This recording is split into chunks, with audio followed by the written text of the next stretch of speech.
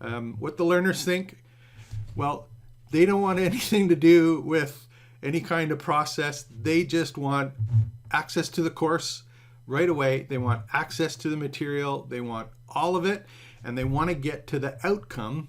Whatever you've promised them, they want to get to the outcome as soon as possible. They don't want to wait. They have a particular problem, question, task that they need done. They just want to get to the answer. They don't want to wait for any content.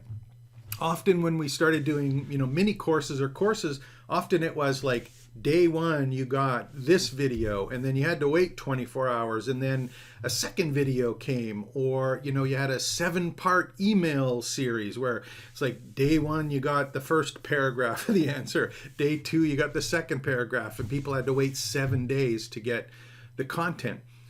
So most of the learners go like, just give it to me. I don't want to wait. Give me the answer that I'm looking for. And generally they want one click. They don't want to jump through hoops. They don't want to go, oh man, I have to do this, I have to do that, I have to click here, I've got to do all of these follow-up steps, and then you'll give me the course. It's like, yes, I want the course, get me enrolled. I just want the content. And remember that the learner is about the outcome. Many of the instructors or the authors are about the process and the content. At the end of the day, the learner just says, hey, I want to have this happen at the end of my course. So we've got these two diametrically opposed kind of views, right? We've got what the author thinks and what the learner thinks. So what happens from here? Well,